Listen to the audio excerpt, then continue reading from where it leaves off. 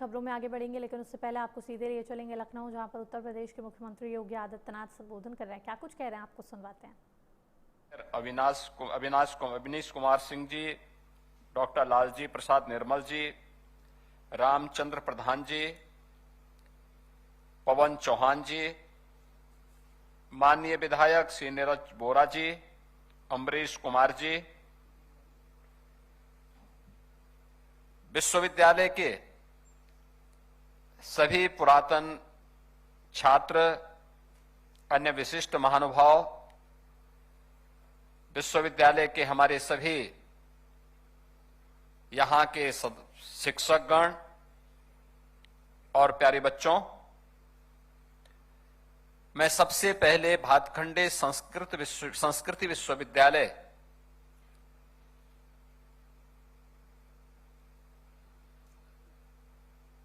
जो आज फर्श से अर्श की एक नई ऊंचाई को प्राप्त करने की ओर उत्सुक दिखाई दे रहा है, इस पूरे संस्थान को शताब्दी महोत्सव के शुभारंभ के अवसर पर उत्तर प्रदेश सरकार और उत्तर प्रदेश की जनता की ओर से हृदय से बधाई देने के लिए आया हूं। मेरी बधाई और मंगलमय शुभकामनाएं स्वीकार करें।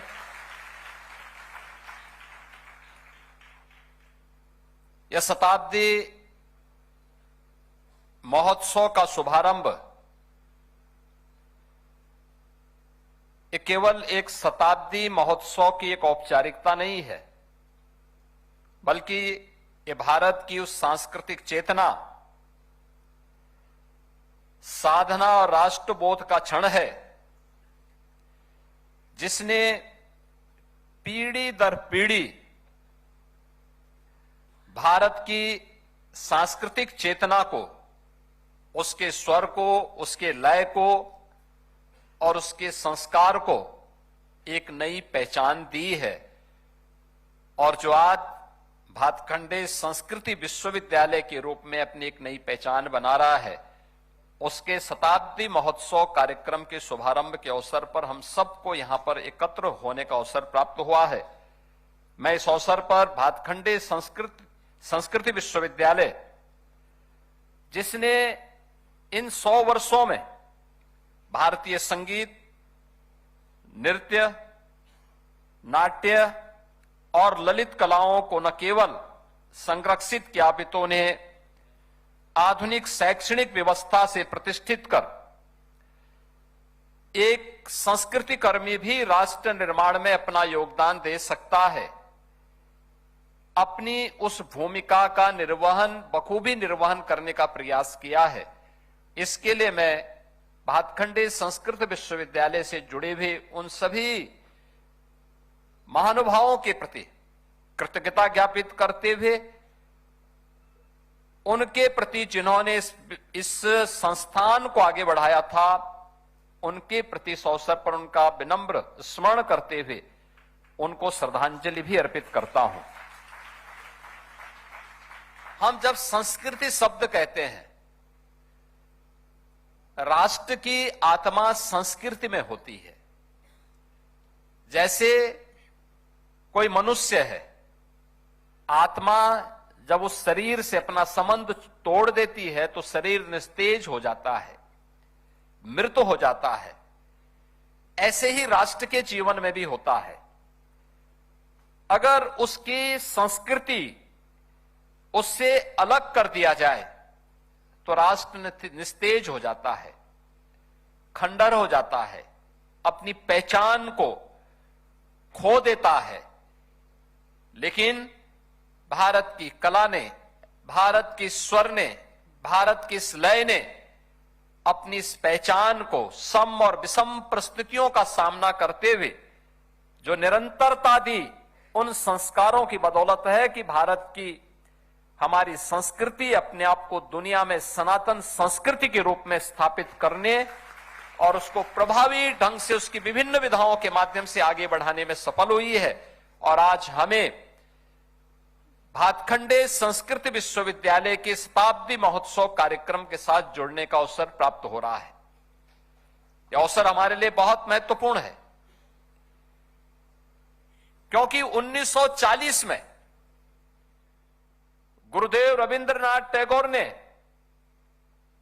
अपना जो पत्र जारी किया था, उन्होंने उस समय इस संस्थान को उन्होंने विश्वविद्यालय के रूप में संबोधित किया। लेकिन 1940 के बाद 1947 में भारत आजाद होता है। 1950 में भारत का संविधान लागू होता है। 1947 से लेकर के लगातार 2017 तक सरकारें आती गईं, जाती गईं। लेकिन मैं धन्यवाद दूंगा तत्कालीन राज्यपाल श्री राम नाईक जी ने। एक दिन जब मैं उनसे मिलने के लिए गया था, उन्होंने कहा कि भातखंडे संस्थान यहां पर है, क्या वह विश्वविद्यालय बन सकता है? तो मैंने कहा कि जरूर इसमें प्रयास होना चाहिए और हम प्रयास करेंगे, हमारे पास प्रस्ताव आ जाता है। तो मैं हमेशा इस बात को मानता हूं कि कलाकार ये ईश्वरीय गुण है, हमें उसकी अवमानना नहीं करनी चाहिए, और चाहे उसमें किसी भी विधा से जुड़ा हुआ हो, उसको सम्मान देना चाहिए, उसको प्रोत्साहित करने का प्रयास करना चाहिए। और वह मेरे लिए क्षण था, प्रस्ताव आने में देर हुआ, मैं विभाग के पीछे पड़ा रहा, भाई आप कुछ करिए, आगे बढ़िए। लेकिन मुझे प्रसन्नता है कि गुरुदेव रविंद्रनाथ टैगोर ने जो कल्पना की थी कि विष्णु नारायण भातखंडे जी की, पंडित विष्णु नारायण भातखंडे जी की भावनाओं के अनुरूप विश्वविद्यालय के प्रस्ताव को हम आगे बढ़ा सकें, और 2022 में हमारी सरकार ने इसको विश्वविद्यालय के रूप में मान्यता दी। और आज भातखंडे संस्कृत विश्वविद्यालय उत्तर प्रदेश का पहला संस्कृति का विश्वविद्यालय बनकर के हमारे सामने खड़ा है। मैं धन्यवाद दूंगा कुलपति जी को, प्रोफेसर मांडवी सिंह जी को, इस बात के लिए कि इन्होंने विश्वविद्यालय के कुल गीत के साथ ही विश्वविद्यालय का जो लोगो था, लोगो एक पहचान होती है, उसका जो थीम भी दिया, वो दिया नादाधीनाम जगत, यानी नाद के अधीन ये पूरा जगत है। कितना सुंदर। क्योंकि जब कुलपति जी मुझसे मिलने के लिए आए, मैंने 2-3 बार लोगों को मना कर दिया, मैंने कहा बेकार लोगो आप बना रहे हैं। एक बार तो आया था केवल भातखंडे संस्कृत विश्वविद्यालय, मैंने कहा हमारा थीम क्या है, विजन क्या है, हम क्या बोलना चाहते हैं इसके माध्यम से, हम आने वाली पीढ़ी को क्या प्रेरणा देना चाहते हैं। और उन्होंने परिश्रम किया। वो बोलती कम है लेकिन परिणाम दे देती हैं। और सचमुच कितना सुंदर, कितना बेहतरीन प्रस्तुति है। यानी नाद के अधीन यह जगत है, यह जीवन की एक सच्चाई है।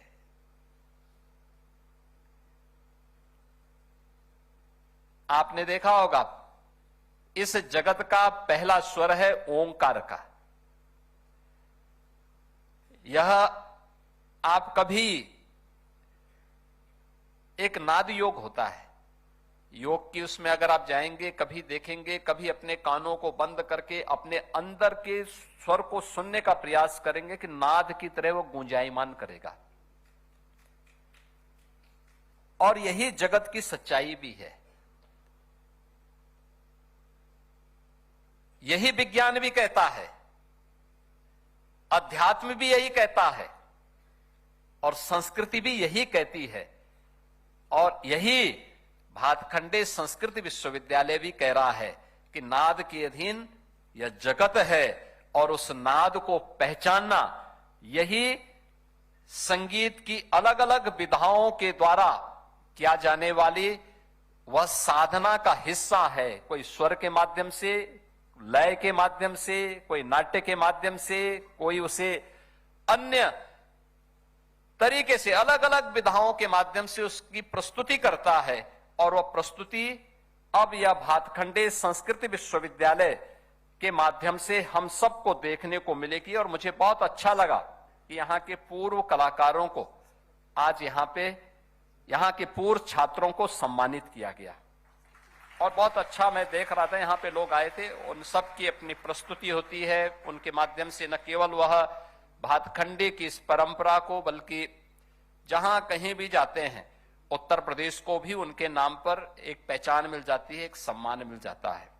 और मैं इसीलिए माननीय अवस्थी जी से ये कह रहा था कि आप आज अकेले आए हैं, अवनीश अवस्थी जी नहीं आए थे। मुझे कार्यक्रम होने जा रहा है, अवनीश अवस्थी जी ने सुबह सूचना दी, लेकिन वे स्वयं गायब हो गए। वे भी बहुत अच्छे कलाकार हैं, लेकिन वे आज यहां पे उपस्थित नहीं हुए। लेकिन आज मुझे अच्छा लगा कि इन कलाकारों को यहां पर सम्मानित दिया गया। यहां पे कॉफी टेबल बुक का भी विमोचन हुआ है। ये आने वाले समय के लिए एक नई प्रेरणा है। आने वाले समय में हो सकता है जब इस विश्वविद्यालय के, यानी आप अनुमान करिए ना, जब विश्वविद्यालय देश की शताब्दी महोत्सव के साथ जुड़ रहा होगा आजादी के, उस समय वह कॉफी टेबल बुक ये भी होगा कि एक शताब्दी महोत्सव भातखंडे ने भी अपना मनाया था, भातखंडे संस्कृति विश्वविद्यालय ने भी मनाया था। आज स्मारक डाक टिकट भी यहां पर अनावरण किया गया है। यह भी अपने आप में एक स्मरणीय है। और मैंने यहां के पुराने चित्रों को देखा है, उन सभी बातों को मैंने यहां पर देखा है। और मैं इस बात को कह सकता हूं कि पंडित विष्णु नारायण भातखंडे जी का जो योगदान है, याद करिए 1940, 1926 यह देश गुलाम था, औपनिवेशिक दमन का शिकार था। उस समय अभिव्यक्ति की स्वतंत्रता नहीं थी। संगीत के लिए, कला के लिए कोई मंच नहीं था। उस कालखंड में उन्होंने भारतीय संगीत को वैज्ञानिक आधार दिया, शास्त्रीय अनुशासन और सुव्यवस्थित पाठ्यक्रम उस समय उन्होंने प्रदान किया। और राग, ताल वर्गीकरण, कर्मिक पद्धति और गुरु शिष्य परंपरा को आधुनिक शिक्षा से जोड़ने का जो अभिनव कार्य किया, यह केवल एक शैक्षणिक प्रयोग नहीं था, अभी तो भारतीय संस्कृति को आत्मसम्मान, आत्मगौरव और एक स्थायित्व देने का एक ऐतिहासिक प्रयास या पंडित विष्णु नारायण भातखंडे जी के द्वारा उस समय प्रारंभ हुआ था। भातखंडे संस्कृति संस्थान उसका एक आधार बना था और भातखंडे इंस्टीट्यूट उसका एक आधार बना था। और आज मुझे प्रसन्नता है कि प्रधानमंत्री मोदी जी के प्रेरणा से, उनके मार्गदर्शन में अपनी विरासत और अपनी जड़ों को ढूंढने का जो प्रयास देश के अंदर पुनः प्रारंभ हुआ है, आज उन्हें सबको एक नई पहचान मिल रही है। भारत में भी मिल रही है और वैश्विक स्तर पर भी मिल रही है। आप याद करिए 2019 में जब कुंभ का आयोजन प्रयागराज की धरती पे हुआ था, हजारों वर्षों की विरासत है, लेकिन कुंभ के आयोजन के साथ देश जुड़ सके, यूनेस्को उन्हें भारत के अमूर्त सांस्कृतिक धरोहर के रूप में मान्यता दे सके, यह भी हमें देखने को मिला। और इसी वर्ष जनवरी में जब हमने इस सदी के महाकुंभ के आयोजन को किया था, आपने देखा होगा जिन लोगों की यह मान्यता थी कि आज का युवा अपनी संस्कृति से विमुख हो रहा है, महाकुंभ के आयोजन के साथ, जिसके बारे में औपनिवेशिक कालखंड में यह मान्यता थी कि इसमें तो वे लोग आते हैं जो लोग सामान्य रूप से, उनके बारे में बहुत खराब धारणा ब्रिटिशर ने बनाने का प्रयास किया था। लेकिन महाकुंभ 2025 के आयोजन के साथ जो भी जुड़ा होगा उसने देखा होगा कि इस आयोजन में 66 करोड़ से अधिक श्रद्धालु आए थे और इसमें से सर्वाधिक संख्या युवाओं की थी। सबसे बड़ी संख्या युवाओं की इस आयोजन में आई थी। न केवल भारत के हर कोने से बल्कि दुनिया का हर युवा इस आयोजन के साथ जुड़ने का उत्सुक था। दुनिया का हर युवा इस आयोजन के साथ जुड़ने का इच्छुक था। ये दिखाती हैं कि हम थोड़ा उन्हें प्लेटफॉर्म उपलब्ध करवाएंगे, वे लोग अपने आप आगे बढ़ते हैं, अपने रास्ता स्वयं तैयार कर लेंगे और उसी क्रम को आगे बढ़ाने का काम आज हम सब आगे बढ़ा रहे हैं। आज मुझे प्रसन्नता है कि उत्तर प्रदेश जैसे राज्य में, जहां पर प्रधानमंत्री मोदी जी से इस राज्य का स्वयं देश की संसद में प्रतिनिधित्व करते हैं, यहां पे अभी हमारी विशिष्ट अतिथि के रूप में उपस्थित सोनल मानसिंह जी जब यहां पे अपना उद्बोधन दे रही थी, कितना सुंदर उन्होंने कहा कि हम जब नृत्य करते हैं तो नटराज के रूप में भगवान शिव हमारे सामने दिखाई देते हैं। जब हम वीणा में अपने स्वर को लय दे रहे होते हैं तो साक्षात सरस्वती माता सरस्वती हमारे सामने होती है।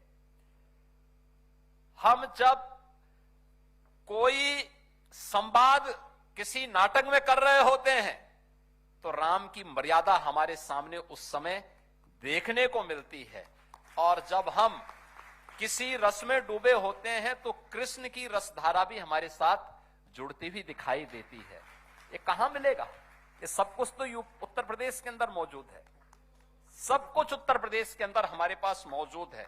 और इसलिए हमारी सरकार ने इस बात को सुनिश्चित किया है कि इस कलाकारों को सुरक्षित, सम्मानित और सशक्त वातावरण प्राप्त हो, उस प्रकार का प्लेटफॉर्म सरकार देने के लिए पूरी तरह प्रतिबद्ध है और सरकार इसके लिए हर प्रकार का कार्य करेगी। इसके लिए कलाकारों के कल्याण के लिए, उनके स्वास्थ्य, उनके प्रशिक्षण, उनके लिए मंच, उनके लिए आजीविका, इन सब के लिए हम लोग एक व्यवस्थित नीति के तहत उसे आगे बढ़ाने का कार्य करेंगे। भातखंडे संस्कृति विश्वविद्यालय इस दिशा में हमारी सरकार के साथ एक बेहतरीन साझेदार के रूप में कार्य करेगी और सरकार इस दिशा में इसको आगे बढ़ाएगी, जो हमारी परंपरा को आधुनिकीकरण के साथ, उसको संतुलन को नई पीढ़ी के साथ बनाए रखते हुए उन्हें संस्कारित भी कर सकें। और मेरा मानना है कि यहां से निकला हुआ कोई भी छात्र होगा और किसी भी स्तर पर कार्य करेगा, वह भारत की शास्त्रीय परंपरा को, भारत की वैदिक परंपरा को, भारत की सनातन परंपरा को एक वैश्विक पहचान देने का अपना कार्य करेगा।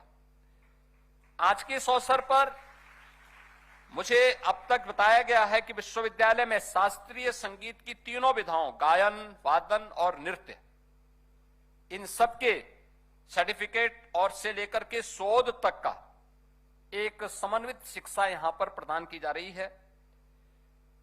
नाट्य कला में, यौन चित्रकला में डिप्लोमा और स्नातक पाठ्यक्रम भी है। उत्तर प्रदेश में आजमगढ़ जनपद में हरिहरपुर गांव, आप जाएंगे वहां पे, कल भी आजमगढ़ के हरिहरपुर से एक छोटा सा, मेरे सामने एक बच्चा आया था, मुश्किल से 6 वर्ष का बच्चा, अपने परिवार के लोगों के साथ आया था। तो मैंने उसको बुलाया, मैंने कहा भी कुछ जानते हो? और मेरे सामने गाने लगा सारे गा, यानी पूरा संगीत की उन स्वरों को वह दोहराने लग गया। आप अनुमान करिए 6 वर्ष का बच्चा, ये हरिहरपुर गांव में। और इसलिए हमारी सरकार ने हरिहरपुर में एक संगीत महाविद्यालय की स्थापना भी की है। इसीलिए की है, हम अपनी उस पहचान को, संस्कृति की उस पहचान को, कला के उस धाम को, उसकी पहचान दे सकें। और ये वह कार्य वहां पर आज मुझे लगता है कि अच्छे ढंग से हम लोग उसको आगे करने का कार्य करेंगे। और जितने भी हम लोग ये संगीत के महाविद्यालय बना रहे हैं, मेरा मानना है कि विश्वविद्यालय यहां पे तो अपना काम कार्य करेगा ही, कर रहा है, उससे एफिलेटेड जितने कॉलेजेस होंगे वहां पर भी उसके एफिलिएशन के साथ साथ वहां पे विजिट करना, वहां के छात्रों को भी, क्योंकि इसकी अपनी एक सीमा होगी और प्रदेश के अंदर हर छात्र यहां हो सकता ना आ सकता हो, वहां पे भी उसके लिए मंच मिले, वहां पे भी उन्हें उसे हम आगे बढ़ा सकें। इन कार्यों को हमें आगे बढ़ाना है। कल्चरल क्लब योजना से प्रदेश के महाविद्यालयों में सांस्कृतिक चेतना का विस्तार करना, डिजिटल जो हमारे डिजिटलीकरण जो भी हमारे दस्तावेज हैं उसको हम डिजिटल फॉर्म में रख करके संरक्षित कर सकें, अंतर्राष्ट्रीय और सांस्कृतिक सहयोग, वैश्विक मंचों में भारतीय कला को की सशक्त उपस्थिति और इसमें विश्वविद्यालय की महत्वपूर्ण भूमिका अत्यंत महत्वपूर्ण हमारे लिए होगी। और मुझे ये बताते हुए प्रसन्नता है कि अब विश्वविद्यालय अपने नए कलेवर के रूप में आएगा। अब तक एक सामान्य अब 1926 में जब यह भातखंडे संगीत का एक छोटा सा केंद्र था, उस समय की आवश्यकता के अनुरूप वह सुविधाएं थीं, उस समय के लिए पर्याप्त थी, आज के लिए अब कम है। और इसीलिए हमारी सरकार ने निर्णय किया है, हमने यहां पे लखनऊ में, यहां के काकराबाद लखनऊ में लगभग 6 एकड़ भूमि इस विश्वविद्यालय को प्रदान की है, जहां पर विश्वविद्यालय के नवीन भवन की स्थापना होनी है। और नवीन भवन के लिए मैं चाहूंगा कि विश्वविद्यालय भी और पर्यटन और संस्कृति विभाग भी इस बात को सुनिश्चित करें कि जो भी बने वह वैश्विक यानी ग्लोबल स्टैंडर्ड का होना चाहिए, वैश्विक मानक का होना चाहिए, जिसमें आधुनिक और समग्र परिसर सुविधाएं उस एक परिसर में उपलब्ध हो सकें, शिक्षा भी, शोध भी, साधना भी, सांस्कृतिक प्रस्तुति के लिए भी यह एक अच्छा कार्य वहां पे होना चाहिए। ऑडिटोरियम ये बना है, लेकिन मेरा मानना है कम से कम 2 ऑडिटोरियम होने चाहिए, एक छोटा हो 200-250 की प्रस्तुति के लिए, और एक बड़ा होना चाहिए 1000, 1200, 1500 बच्चों के लिए कार्यक्रम के लिए, बड़ी प्रस्तुति के लिए वो ऑडिटोरियम होना चाहिए। ओपन थिएटर होना चाहिए जहां पे किसी अच्छे उस पर वहां के बच्चे अपनी प्रस्तुति वहां पर दे सकें। अन्य सुविधाओं से अच्छी सुविधाएं होनी चाहिए, अच्छी लाइब्रेरी होनी चाहिए, अब तक की धरोहर को हम व्यवस्थित रूप से कर सकें। और इस पुराने परिसर को इसको हटाना नहीं है, संस्कृति विश्वविद्यालय का ही पार्ट रहे, लेकिन इसको हम संगीत और उससे जुड़ी हुई विभिन्न विधाओं के एक बेहतरीन म्यूजियम के रूप में इसको आगे बढ़ाएं। पुरातन जितने भी स्थापना काल से लेकर के उसके संस्थापकों के साथ साथ